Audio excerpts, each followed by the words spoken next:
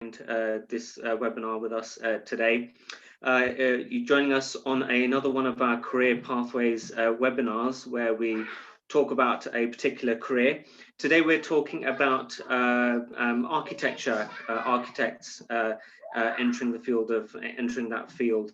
We'll be having a discussion with a brother who has joined us, an architect, brother Umayr Azam, I'd like to thank you, Brother Umayr, for giving your valuable time to us this evening. No problem. Umayr is an ARB registered architect and director of North Edge Architecture. He's worked for offices in London, Leeds, Preston and Manchester. Daddy. Just one moment. Just one. Daddy. Yeah. Okay. Can you turn the mic on, please? Can you just turn the light on? Yeah, and that light, Yes. Okay, that's fine. Brother Umayr set up North Edge Architecture in 2017 and has since become the highest rated architect on Google in the Manchester area. So we're very lucky to have him today. I will be handing over to him in just a moment. If anybody has any questions whatsoever, please feel free to type out your questions in the chat function. We'll be giving, depending on how much time Brother Umayr will be utilizing, we'll probably roughly between 10 to 15 minutes we'll leave for questions at the end, approximately. Let's just see how we go, and we'll go through some of your questions, inshallah. So without further ado, Brother Umayr, I will hand over to you. Thank you. Welcome everyone. Thank you for your time this evening. It's much appreciated, and it's nice to see such a turnout. To be honest, I thought I might be talking to 2 or 3 people, but it's nice to know, for whatever reason that you're here, that it's great to be able to share my experiences with you, and hopefully it's useful for at least a few of you, if not all of you, moving forward with whatever you plan to do with this information. So as we kindly had the introduction there, my name is Umayr, and I'm the director and a qualified architect running North Edge Architecture.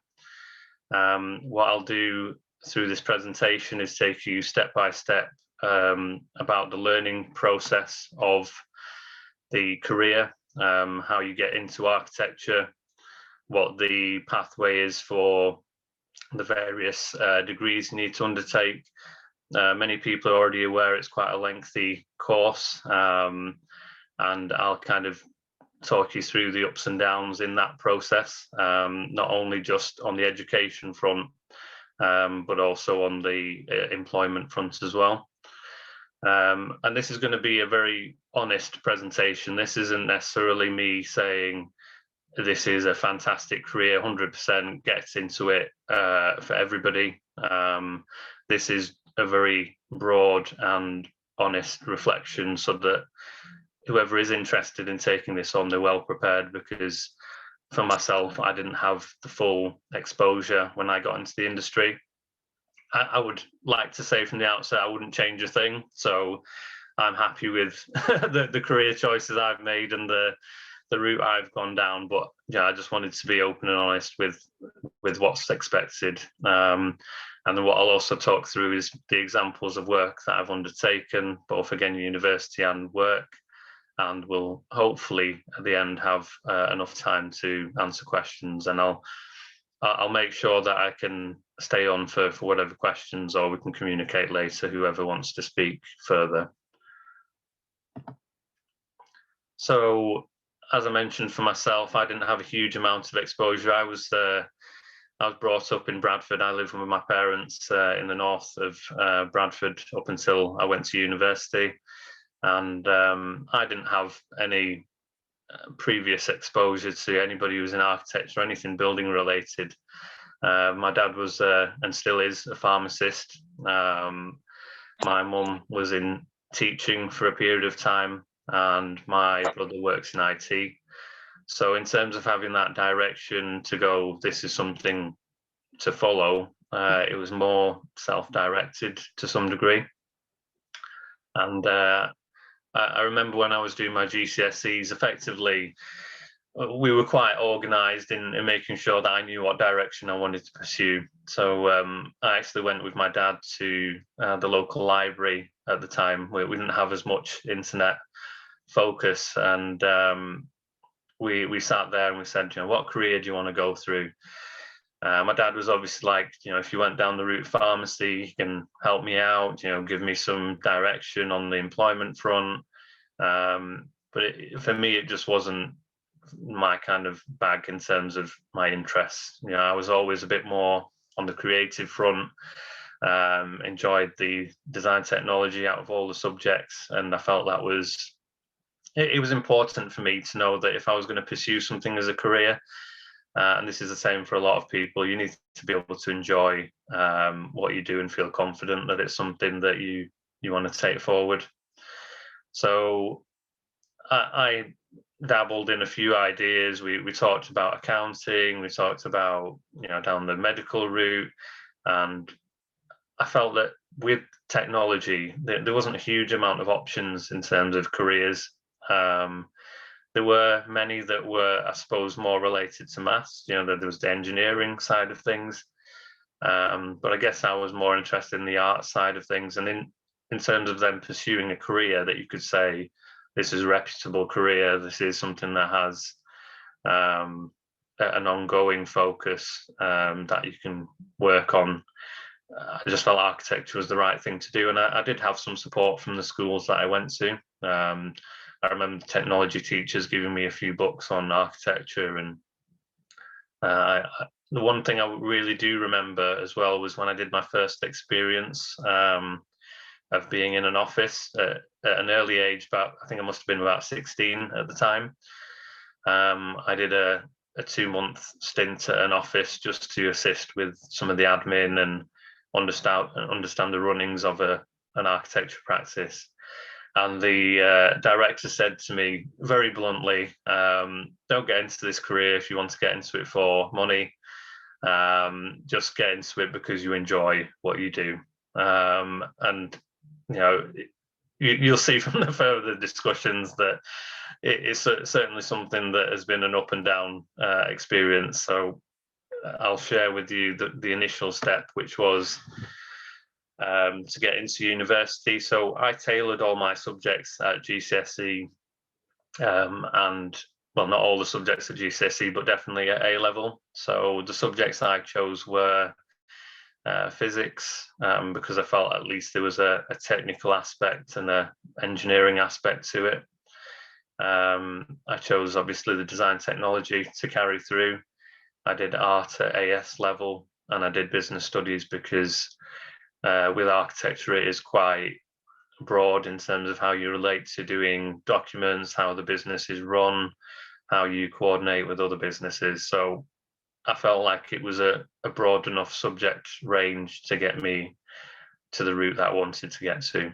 And so when I applied to university, I had the options of going to stay locally. Local universities are the likes of Leeds Metropolitan, Huddersfield, Manchester, and then my brother actually had moved a few years before to London to undertake his IT career, and so I had the option of living with my brother. So I got into Westminster University, which is where I did my undergraduate degree, and typically that 7-year process is broken down into 3 years of undergraduate study, and then you have to find yourself a placement for a year.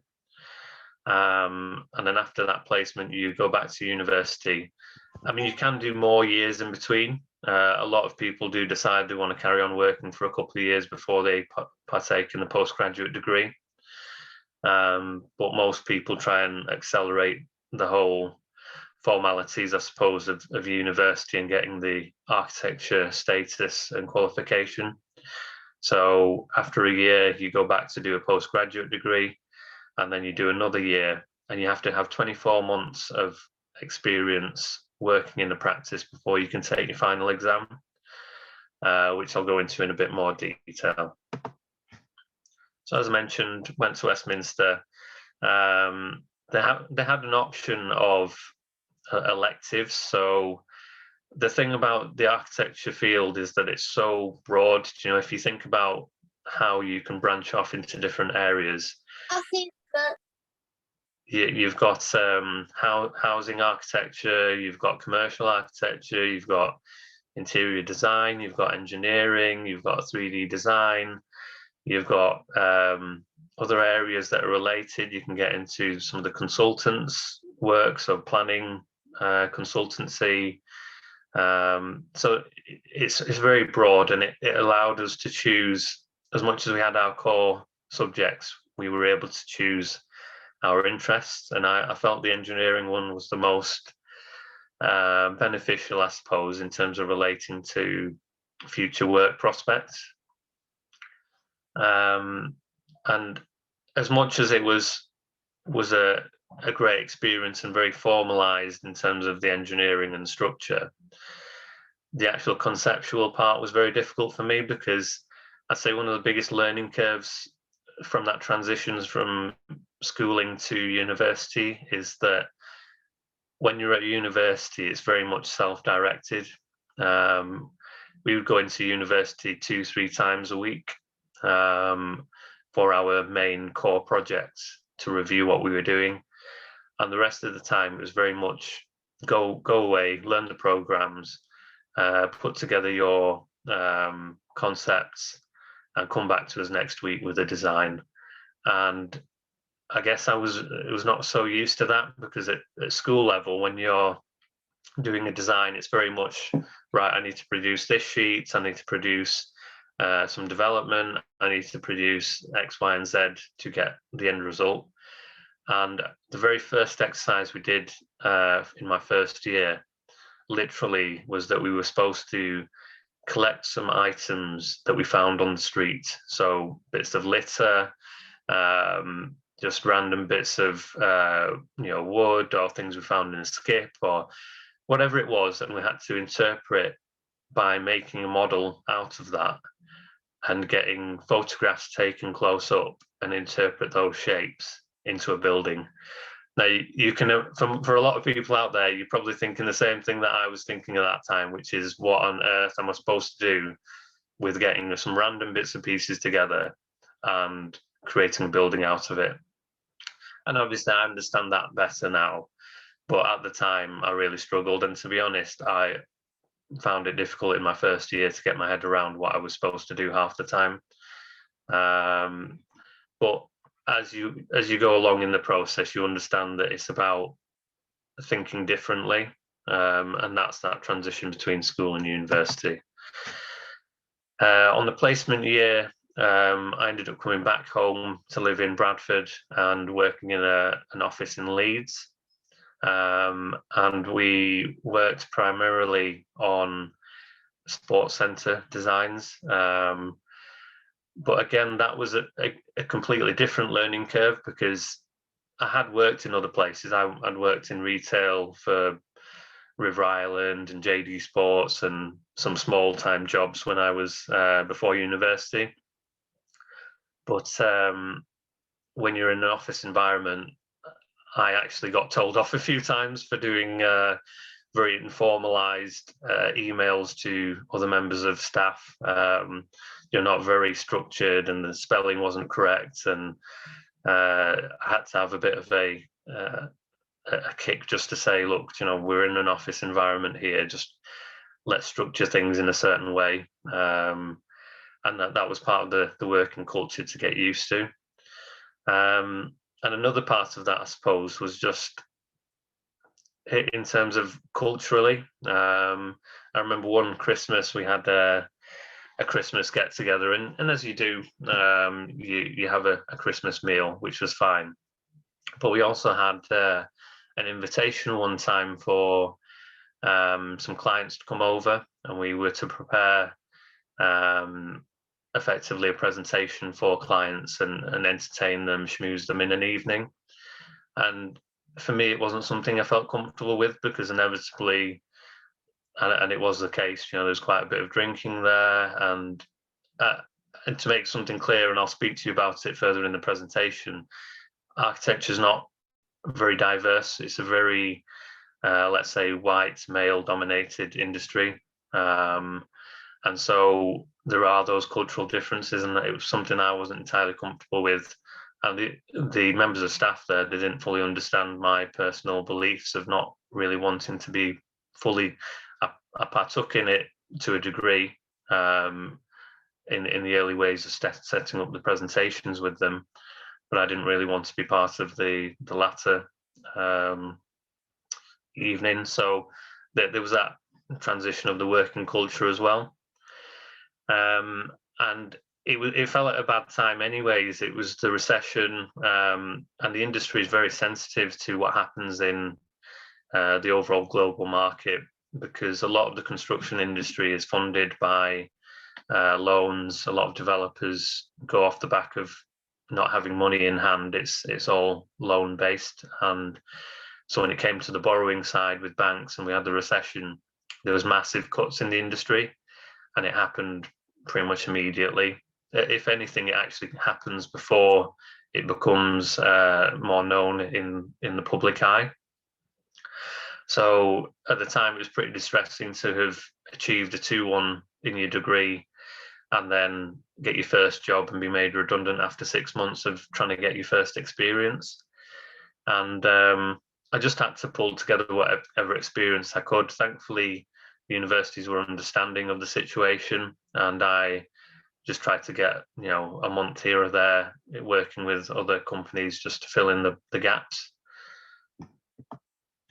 And then I moved to Manchester University to do my postgraduate degree, and that's where things started to click more. The university was a little less conceptual. They were more focused on, this particular elective was called Continuity in Architecture, and what their main principle was to say, historic buildings, how can we work with historic buildings? How can we work with the current environment that we have? So it was very much based in reality. And the other thing was we had quite an enjoyable time. That the projects we did were based abroad. So we had a couple of trips, one to Venice and one to Dubrovnik. And for my 5th year project, it was effectively a training academy for the fire department in Venice that I designed, and that's the image there that you can see on the side. And then the project in Dubrovnik was a fisherman's community centre with accommodation. And it kind of brought back that balance between what was at school level a very structured process. So we started to get back to the idea of portfolio. What do you need to do to achieve a good portfolio? Was getting the concept together, getting the design ideas, showing some project development, showing that you can use different medias. Is it a 3D model? Is it a model that you build in hand or computerized? Is it drawings like this, the one you see in front, like a section? Plans and elevations? Is it some hand sketches? So bringing all of those things together and presenting it in a concise way. And so managed to achieve a distinction on that postgraduate degree. And so the environment was still tough. I got a job with a company in Manchester city centre, and the reason why I put the job search there was that I maintained relationships with the tutors, and one of my tutors had worked in that company previously, and because I was well prepared, I'd prepared the portfolio in advance of having to do job applications. As soon as that vacancy opened, I had a foot in the door, and it allowed me to get that job straight away. But that wasn't the most smooth experience either, and I was made redundant from that job as well. And that was quite a cruel way of being presented, that redundancy, because essentially, as a big company, they rely on large fees from large developer clients to come in on time. And when it doesn't happen, you can imagine if a company is paying for this company has 70 employees, and if the 30-40 grand worth of fees wasn't paid on time, where are they going to make that 30-40 grand up from? And they were effectively chopped and changed staff and dropped them, and then 6 months later they'd employ again. And with this company, I was working on student accommodation. So we did 2 student accommodation blocks in Liverpool, and we were hitting a deadline on Friday and working really hard. We did some evenings or extra hours during that week to make sure it got out, and managed to get it done on the afternoon. And the director said to me about 4 o'clock, can we have a meeting in the office? So sat there thinking it might be a new brief on a project, them introducing me to a new scheme of what I'll be doing in the following week.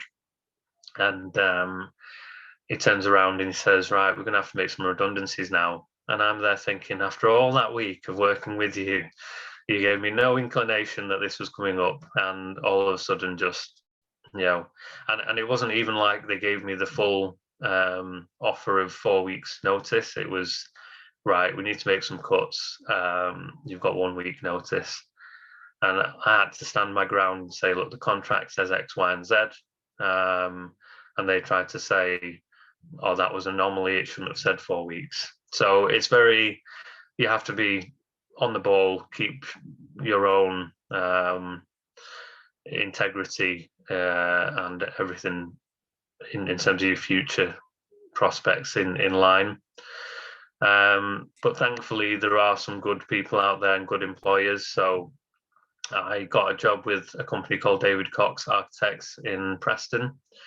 And really, I couldn't have asked for a better experience, because as a smaller company, I was more involved in the day-to-day running of the business. So we only had 3 employees at the time.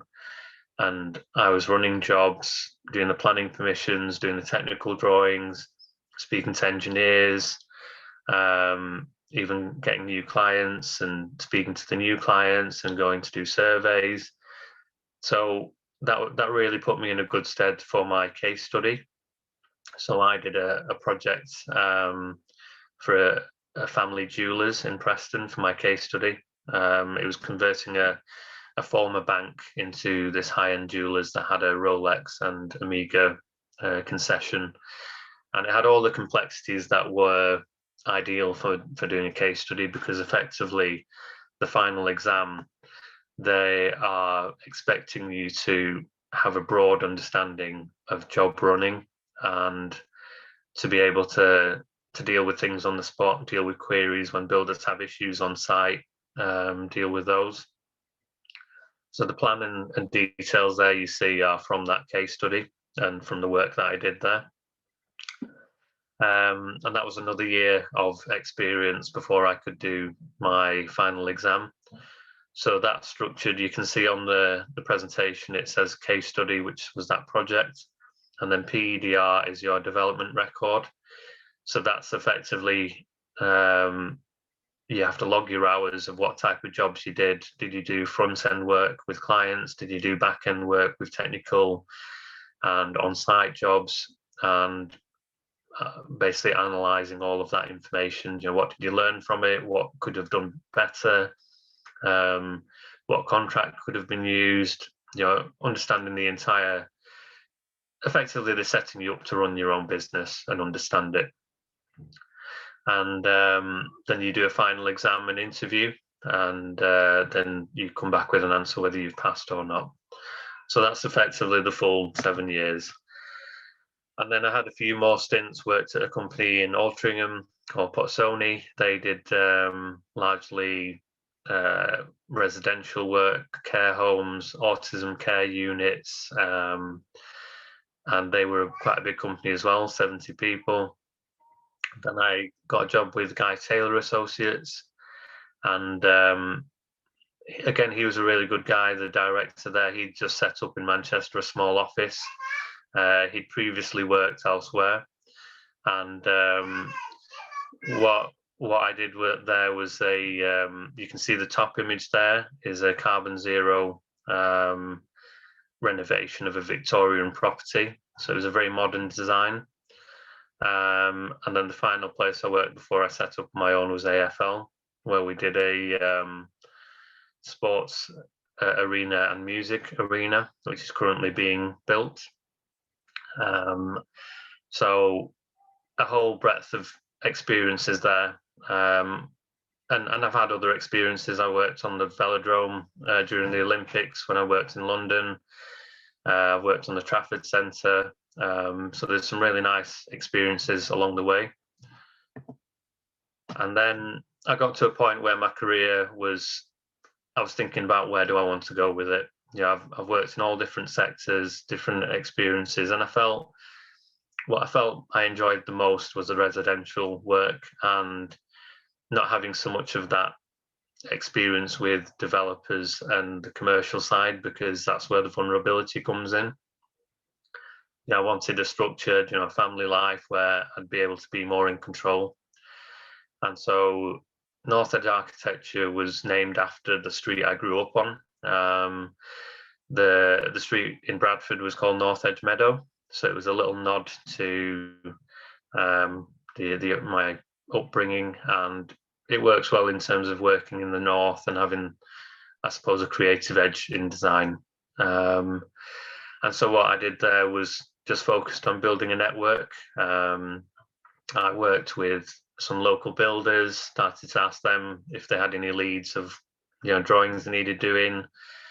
Spoke to engineers, started to make inroads with working with family and friends, and if they needed any work doing, and getting recommendations. And it's just something I felt was really important, that ultimately we do that with everything we do these days. If you're buying something online, you check the reviews.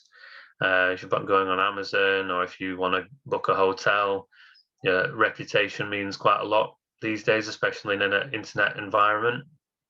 So I just made sure that clients knew that's something I was focusing on. And every time I got a planning permission, just to say, if you're happy with the end result, leave me a review. And that's effectively how I've built my business over the last 4 years. And it's very busy at the moment. Everyone's been in lockdown. Everyone's been thinking, how can I have a space for my kids, or how can I work from home? So it's going, alhamdulillah, strength to strength. And moving forward, it's the kind of work I want to do locally. Sale, Altrincham, Timperley, Cheadle, all these areas. So in summary, it is a very difficult climate in terms of the lockdown as well, but that's how I've kind of rode that through in this difficult time, is to find a way that I can make it work for me. And the reason why I put ethnicity and gender in there is, like I mentioned in the beginning, I didn't want this present, as much as it's an honest reflection, and anyone who goes through this career will have some ups and downs. I didn't want it to be a negative spin. I wanted it to still be a positive, that we do need representation in the industry, because you can see there some stats there of in the medical field there are, and obviously I'm not going to quote that that's exactly true, but that's what I've seen on various websites and resources, but more or less in the 25 to 30% representation for ethnic minorities.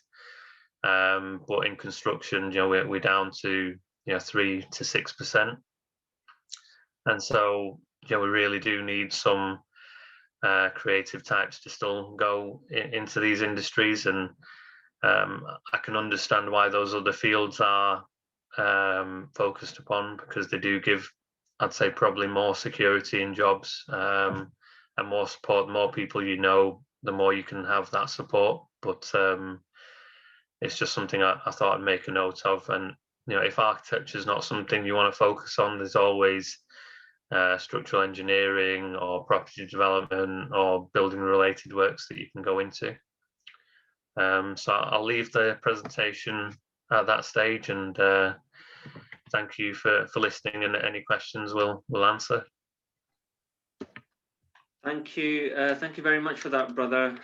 Some very, very useful insights around the experience that you've had over your career. So thank you very much for sharing all of that. We do have a couple of questions. Before I go into them, I'll just invite those of you who have joined. We still have a bit of time. If you think of any further questions that you'd like to pose to Brother Umayr, please by all means do so. Brother Umayr, first question to put to yourself. Are there any particular universities that are more advantageous for architecture-related degrees and programs? What I'd say is, in terms of every university has its almost niche that they try and make themselves known as. So, for example, Huddersfield have an international elective in the first years, and the idea with that is for their prospects to be about, if someone's interested in travel or working abroad, they've got an understanding of working abroad on that front. Manchester is very highly reputable locally and actually nationally. So I'd say in the north, Manchester is one of the big ones. Liverpool's earning a good reputation for itself as well.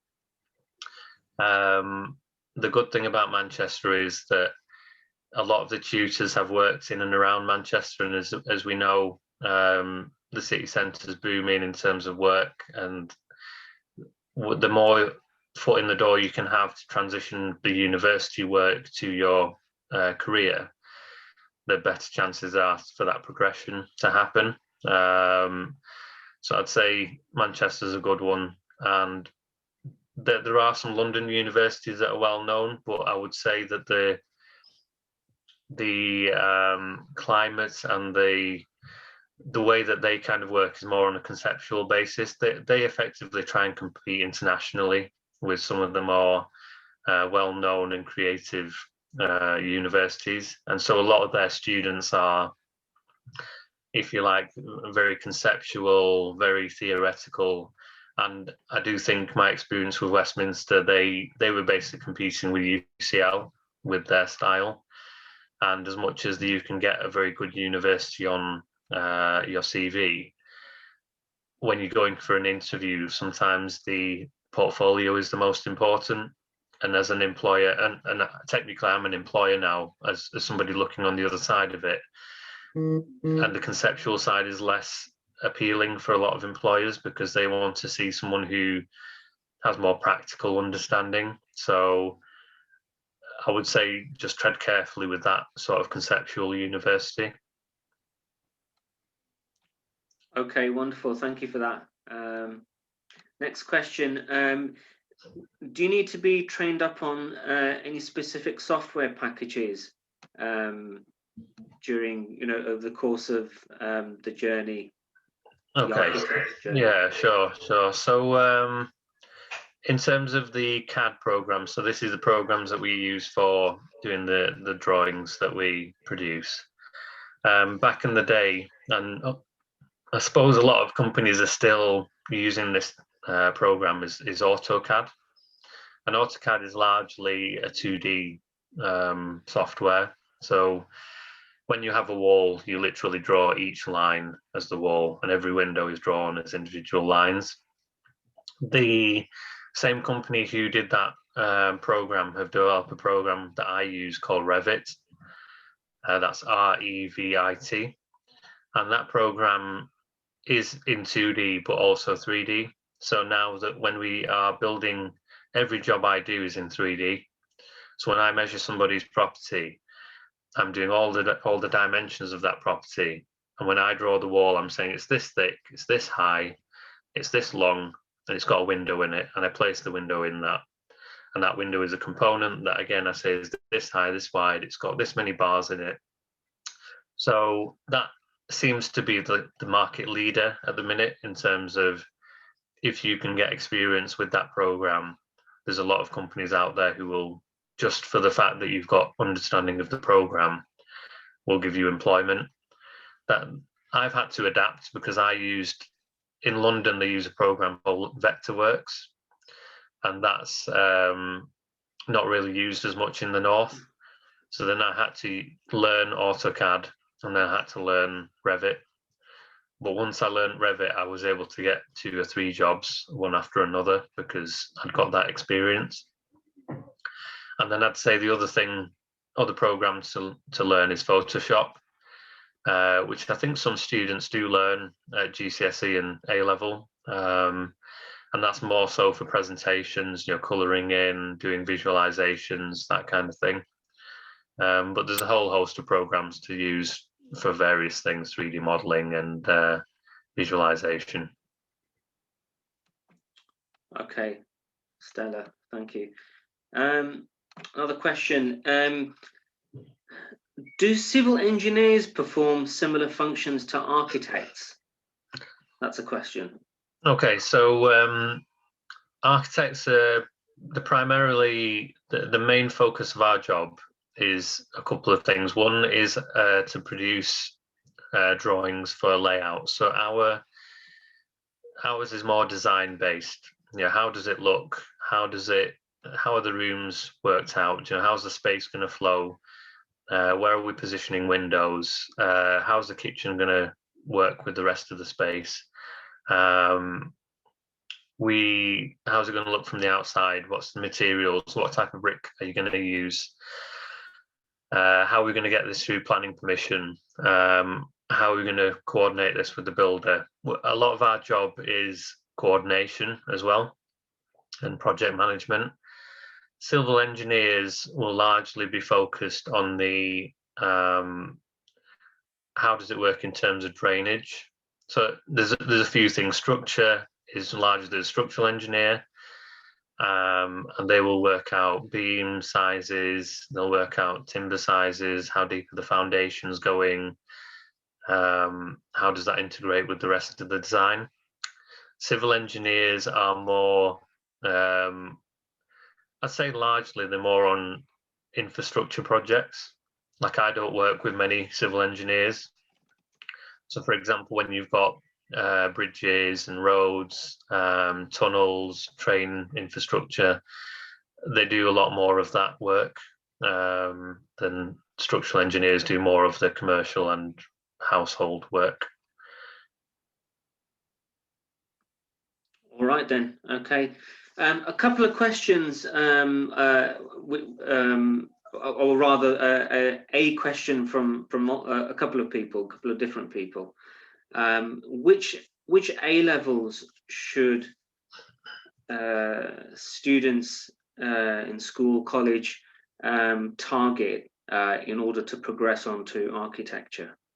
Okay, so because it's a subject that is so broad, the universities don't necessarily have a set criteria. I know in the medical field they might be more specific on subjects, but what they effectively want to see is at least one more design related subject. So that's either art or design technology. I would say design technology for me was more of a balanced thing, because art can be quite conceptual, which if you're going for a conceptual university is fine. But if you're going for a more structured university like Manchester, maybe design technology.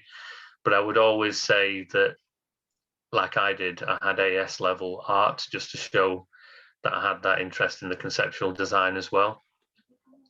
I would recommend having one more, I suppose, maths or technical related. As much as we don't do a lot of maths when it comes to the engineering side, if you do choose to take a more engineer angle, that will allow, and that's why I chose physics, because that allowed me to have that more technical mathematical base for it. Some other subjects that you could pick, the last, I suppose, your third A-level subject could be more or less anything. It could be sociology, because a lot of the work we do is about people. It could be geography, because a lot of the planning consultants that we work with, they have a background in geography, understanding how places are made, understanding, let's say if you were to go become a civil engineer or a ground consultant, you need to understand the soil build-ups and those kind of things. So you could do geography. You could do English because you have to write reports. You could do business studies like I did. So there's a whole host of things you could do on the third subject, but I'd say the first two should be as mentioned. Okay, brilliant. Thank you. Next question. If you don't do design and technology for GCSE, can you still go into architecture?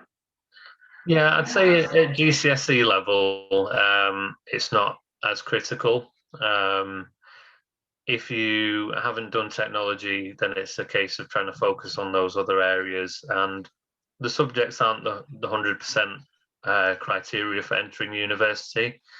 You do need to do a portfolio of work to submit to your university application. So a lot of the time, and a lot of people do their own hobbies to demonstrate that they have those interests.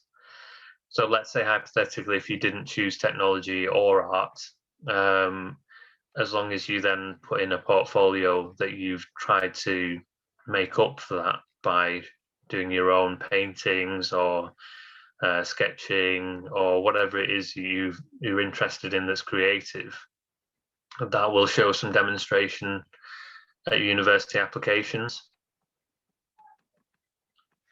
Okay, great, thank you. The questions keep on coming, which is brilliant. Yeah, that's good to hear. Yes, very much so. This is a good one. What would someone with a degree in architecture from abroad need to do to be able to work in the UK? Okay, so the ARB is the registration board who register architects. They do accept a broad experience in terms of university. I think they're more focused then on the experience of working in a UK office. So for a large part, if you had a degree in architecture from abroad, if you were able to get a job in an office in the UK and demonstrate that you've had 2 years of experience doing job running and doing all of those steps that I said in that earlier part of the presentation, which were have a case study project, do the interview, log the record of the projects that you've been doing, you can then enter the exam for the ARB. And they're not specific to any university, they're the general board, so they have a Northwest board who do the exams with the RIBA, and so you can apply then to become an architect in the UK. It's not that strict from what I recall, the criteria. It's more so as long as you get experience in the UK, you can apply to be an architect. So is ARB, just to clarify, is it a national certification? Yeah, so the ARB is the minimum requirement to become an architect, because the title of an architect is protected. So there will be some people out there who have done an undergraduate degree, for example, and they might call themselves an architect.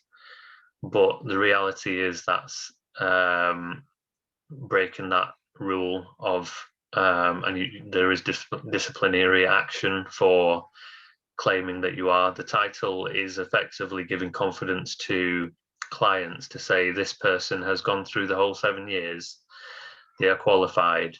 If you employ an ARB registered architect, you're in good hands, basically.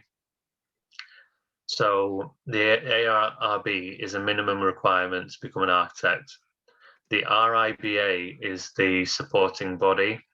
So they're if you like, the body who take an interest in how education of architects run, doing CPDs, trying to basically lift the industry and be a support for the industry. And that's not a compulsory requirement to be registered with them. That's just if you decide you want to have the support from the RIBA and go on their register, you can do, but it's not a minimum requirement.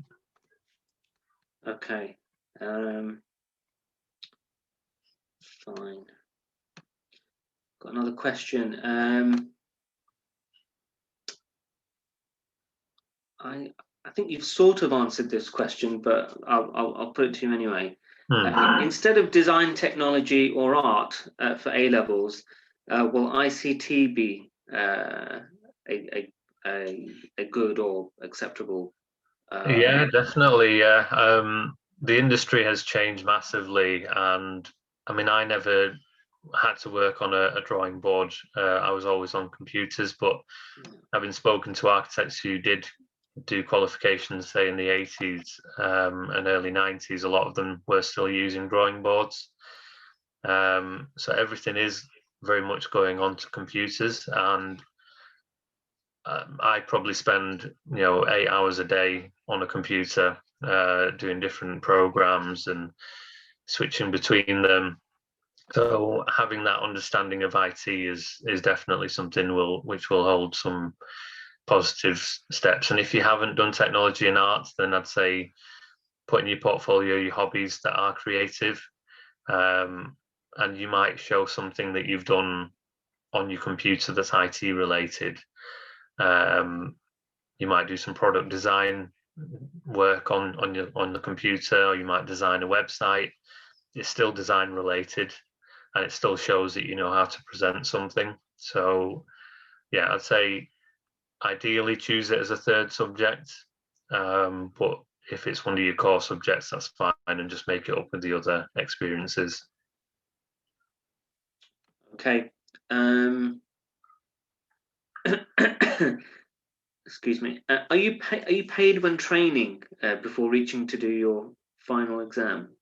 Yeah, so those 2 years of minimum experience are paid work typically. So there are a lot of companies who take advantage of students who are desperate for the experience, and it is an unfortunate trap of how do you get experience if you're not being offered the opportunity.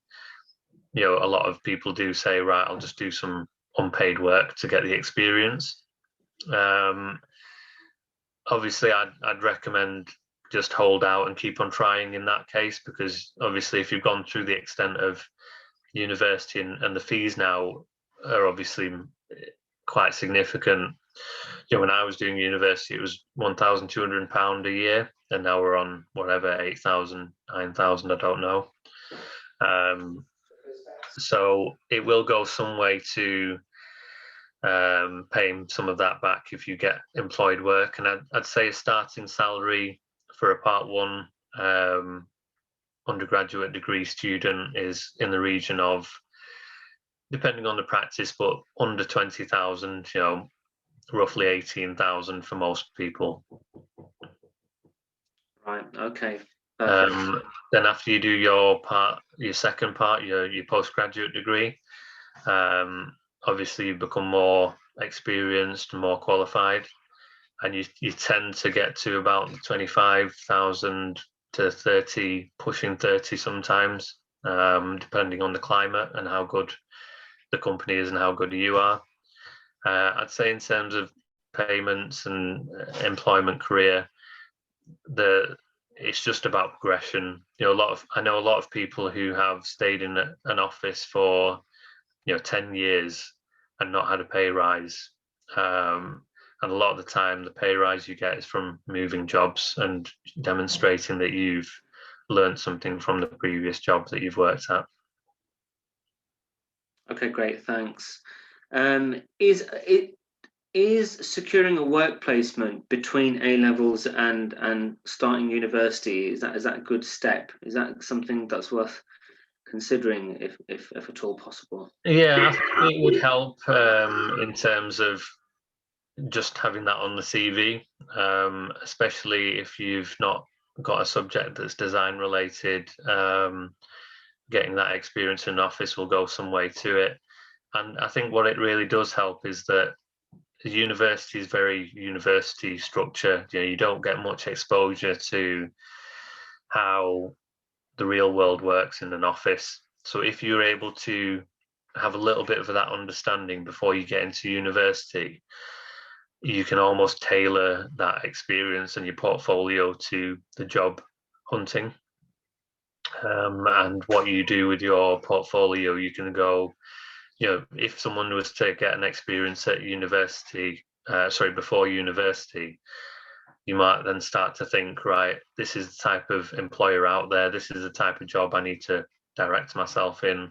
I need to make sure that because those projects that we undertake, the one I was saying about Dubrovnik and Venice, we were able to choose what we wanted. So me choosing a fire training academy, that was my choice. Other students were choosing art galleries, they were choosing exhibition centres, they were choosing accommodation. You could choose whatever thing you're interested in or whatever you think was going to demonstrate a creative portfolio.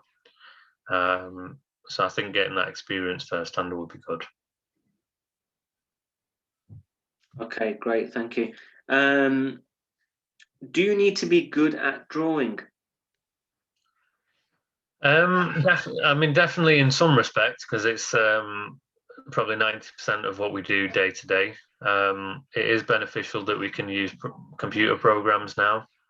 Originally, like I said, with the hand drawing side of things, it was probably more important to be good at drawings with pencils and watercolors and that kind of thing. It's probably less so now. It shows well on a portfolio, but because a lot of the work we do is on computers, the computer does a lot of the hard work for you. So if you're struggling to draw a straight line, the computer will straighten it for you.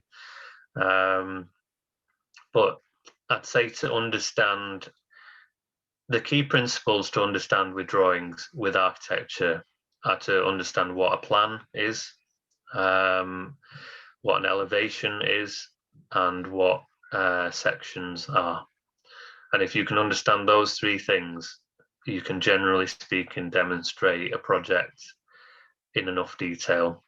And so doing that kind of research on what an elevation and section drawing looks like. I'll give you a quick briefing that when we do plans, and in fact, am I still able to share my screen? Is that a good idea? Yes, go ahead. Yeah, absolutely. Yeah, so I'll just quickly share.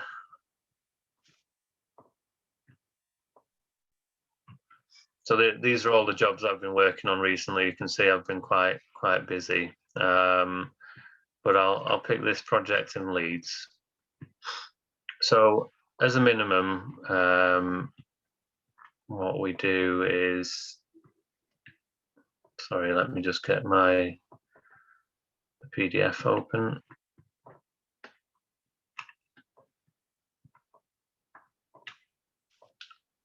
Right, so this is what I mean by plan drawing. Some people know it as, in the films, blueprints or floor plans. But effectively, it's creating a cut in the building at a certain level. So you can see in the bottom corner, it says ground floor plan and first floor plan. So when you cut through something, the black lines in my drawings are what the existing walls are, and the grey lines are what the proposed walls are. And these curved arcs, these are doors. You've got the staircase in lines here. The red dotted lines are where I've taken existing walls out. So just to show what those are, you can see we can put dimensions on the plan. So that generally is a way of representing space in a plan and how rooms are arranged. So it's quite simple on this one, but effectively the grey extension here on ground floor, and you can see that we've got some roof lights here punched into that roof. So this is us with a bird's eye view, effectively. And then you can see sorry, this is covering my drawing. You can see on the right hand side here that we've got a two-story extension, the extension of the bedroom over the top. So again, that's at that level, at first floor. Then we produce elevations. So an elevation is effectively looking front on and at the side and at the back. So there you can see that's the front of the property. The sides are very blank, and the rear is the single story extension there. We also produced, because I build it up in a model, we produce 3D models. So this is what I was saying, when we do the survey, we measure the property and we build it up so that the wall is a thickness, the windows are what they are, and the roof is a certain angle. And that allows a client to see the difference between what it was before and what it is now. So if I just open up what the 3D view was before, you can see there was a conservatory on the back and there was a single story side outrigger. So if I flick to the proposal, you can see the difference. And as a client, that helps them understand, how is the roof shape working? You know, is it going to clash with any windows? And these are all things we need to establish before we submit to the council. And I'd say that's I've not really touched upon that, but that's a huge part of my job now is understanding what's the council criterias, you know, what will get passed. What can you do? 3 meters? Can you do this height? Is it a conservation area? What materials can we use? So a lot of my headaches are, to be honest, with the council and planning, but that's why it's such a broad subject that you need to not just be good at drawing, you need to be good at understanding engineers' information. I'll bring up something just so those who are interested in the more engineering side can see what's produced for that. So, for example, okay.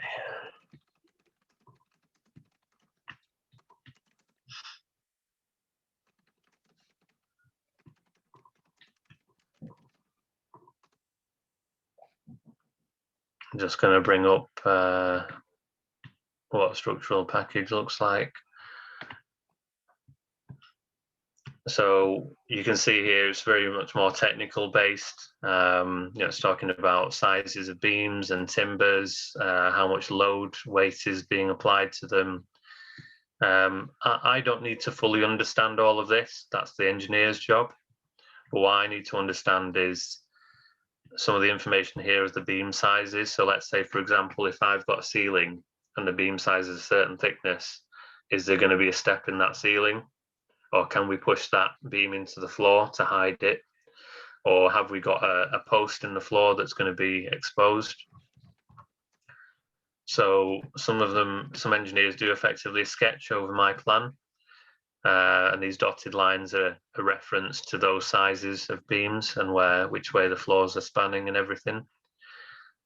So you can see that's much more related to working with me rather than starting out the project. The structural engineer will work off my information.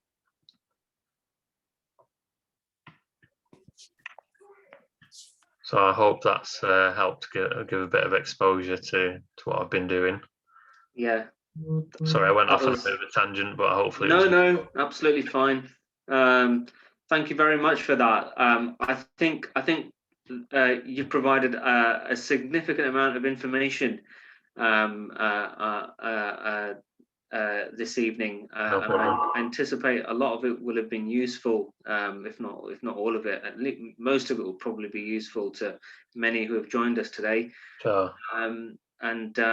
Yes, thank you very much, Brother Umayr. No problem. Thank you for joining us today. Good luck in your endeavours. Thank you.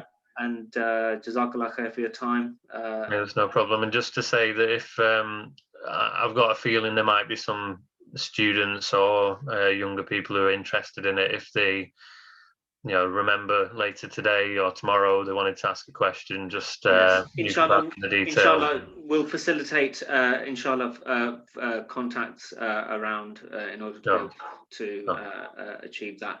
But thank you for offering that again. And thank you everybody else who has joined us this evening. Stay tuned for further career pathways webinars that will be coming your way. And that will be it for today. Inshallah, have a very pleasant weekend, and Take care. Stay safe. Let us know. Okay, thank you, everybody.